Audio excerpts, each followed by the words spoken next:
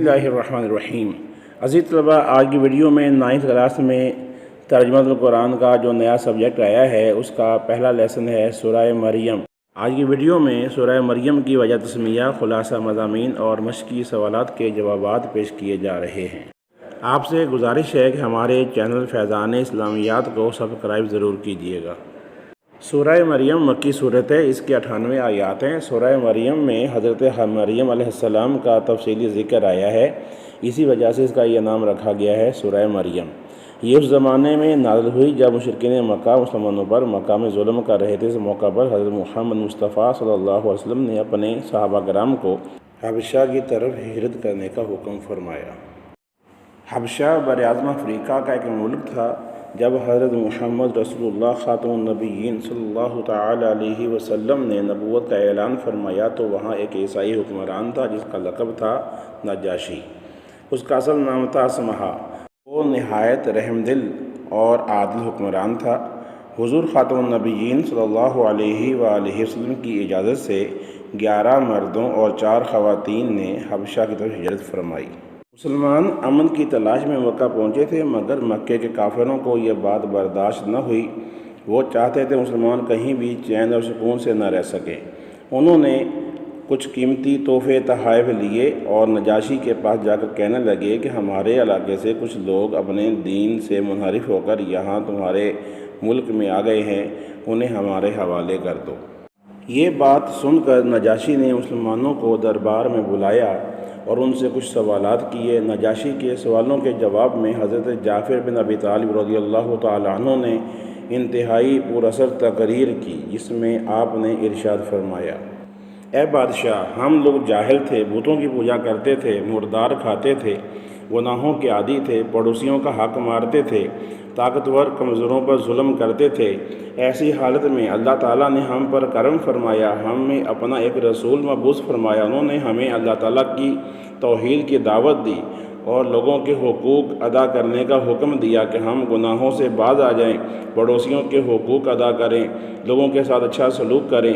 تو لوگوں نے ہم پہ ظلم و ستم کیا، ہم ان کے ظلم و ستم سے بچ کر آپ کے علاقے میں آ گئے تاکہ ہم ان کے ظلم و ستم سے بچ سکیں۔ پھر نجاشی نے حضرت جعفر رضی اللہ عنہ سے کہا کہ اپنے نبی پر نازل ہونے والے کلام میں سے کچھ سنائیں۔ تو حضرت جعفر رضی اللہ عنہ نے سورہ مریم کی کچھ آیات تلاوت کی۔ نجاشی نے اور اس کے درباریوں نے جب سورہ مریم کی آیات کی تلاوت کو سنا تو وہ بہت متاثر ہوئے۔ نجاشی نے کہا کہ یہ کلام اور انجیل ایک ہی چراغ کی روشنیاں ہیں۔ چنانچہ نجاشی نے مسلمانوں کو کفار کے ساتھ واپس بھیجنے سے انکار کر دیا۔ کہ لوگ مسلمانوں کی پاکیزہ زندگی سے بہت متاثر ہوئے اور وہ حلقہ بگوش اسلام ہونے لگے، یہاں تک کہ نجاشی بھی مسلمان ہو گیا۔ عزیز طلباء، سورہ مریم میں توحید، رسالت اور آخرت کا تفصیلی بیان ہے۔ اس کے مضامین پر غور کیجیے۔ سورہ مریم میں اللہ تعالیٰ کی وحدانیت کا بیان ہے، یعنی اللہ تعالیٰ واحد ہے، اس کا کوئی بیٹا نہیں، اس کا کوئی شریک نہیں۔ اس صورت میں 7 انبیاء کرام کا ذکر کیا گیا ہے اور بتایا گیا ہے کہ کسی نبی کی اگر پیدائش معجزانہ طور پر بھی ہو تو وہ پھر بھی اللہ کا بیٹا نہیں بن سکتا۔ اسی طرح اس صورت میں حضرت مریم اور حضرت عیسیٰ علیہ السلام کا بھی تفصیلی ذکر ہے۔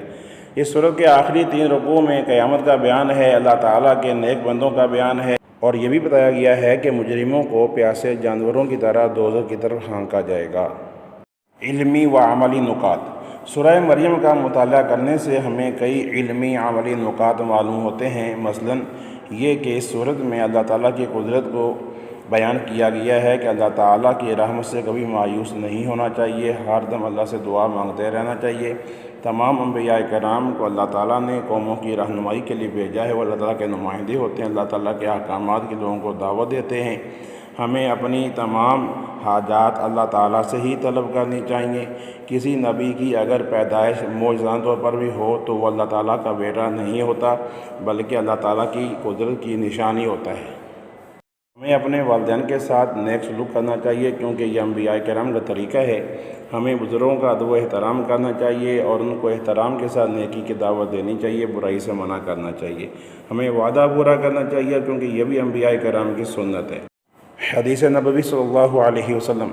حضرت محمد رسول اللہ خاتم النبیین صلی اللہ تعالیٰ علیہ وسلم نے ارشاد فرمایا، ماں کی گود میں جن بچوں نے بات کی ان میں سے ایک حضرت عیسیٰ علیہ السلام بھی ہیں۔ اہم بات یہ ہے کہ سفر معراج میں ہمارے پیارے نبی صلی اللہ علیہ وسلم نے بہت سے انبیاء کرام سے ملاقات فرمائی، ان میں بھی عیسیٰ علیہ السلام تھے۔ آپ سے ملاقات ہوئی تو انہوں نے آپ کا استقبال فرمایا اور کہا، خوش آمدید نیک نبی، نیک بھائی۔ حضور اکرم صلی اللہ علیہ وسلم فرماتے ہیں، ان کا قد درمیانہ، رنگ سرخ و سفید تھا، ایسے لگتا تھا جیسے ابھی غسل ہونے سے باہر تشریف لائے ہوں۔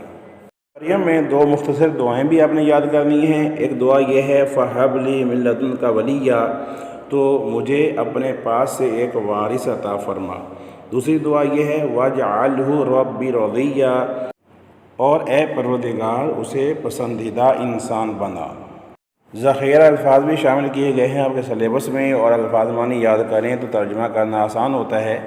پہلا لفظ ہے انی، بے شک میں، عبداللہ، اللہ کا بندہ، مبارکن، بابرکت، اینما، جہاں کہیں بھی، الصلاۃ، نماز، الزکوٰۃ، زکوٰۃ، ما دمت، جب تک میں زندہ رہوں، برن، نیکی کرنے والا، جبار، سرکش، شقی، بدبخت یا نافرمان، علیہ، مجھ پر، ابعث، میں اٹھایا جاؤں گا، یمترون، وہ شک کرتے ہیں، این یتخذ، کہ وہ بنائے، قضا، وہ فیصلہ فرماتا ہے، کن، ہو جا، فیکون، تو وہ ہو جاتا ہے۔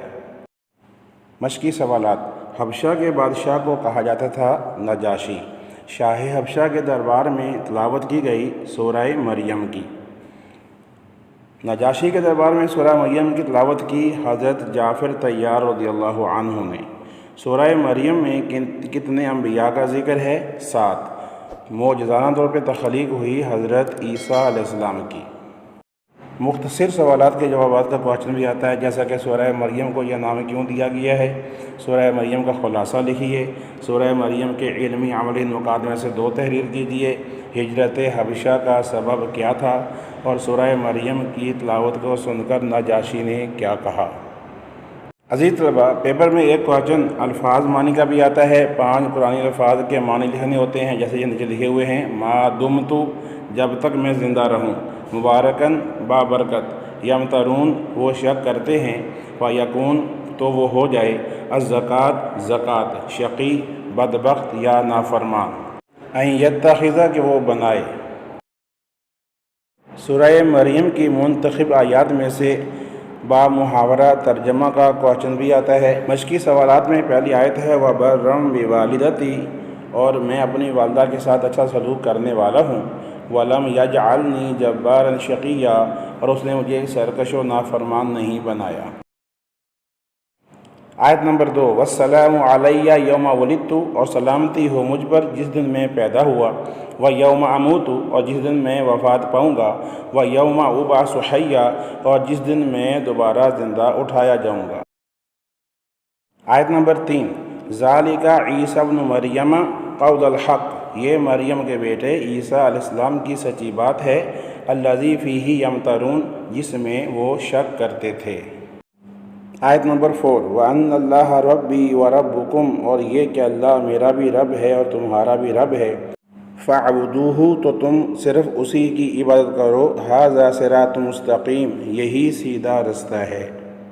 سورہ مریم سے ایک لانگ کوشچن بھی آتا ہے کہ سورہ مریم پر ایک مفصل مضمون تحریر کیجیے۔ لانگ کوشچن کے جواب میں آپ نے سورہ مریم کی وجہ تسمیہ، سورہ مریم کا تعارف، مشرکین مکہ کا ظلم، ہجرت حبشہ، نجاشی رحم دل بادشاہ، کفار مکہ کی سازش، حضرت جعفر طیار کی پراسرار تقریر، نجاشی اور حبشہ کے لوگوں کا قبول اسلام، پھر حضرت عیسیٰ علیہ السلام کی ولادت کا واقعہ تفصیل کے ساتھ آپ لکھ سکتے ہیں، جس طرح بھی آپ کو مناسب لگے، بلکہ علمی عملی نکات میں وحدانیت، رسالت، قیامت کا ذکر، اللہ کے نیک لوگوں کے لیے جنتی نعمتوں کا ذکر، اور بدکاروں کے لیے جہنم کے ہولناک عذابات کا ذکر کریں۔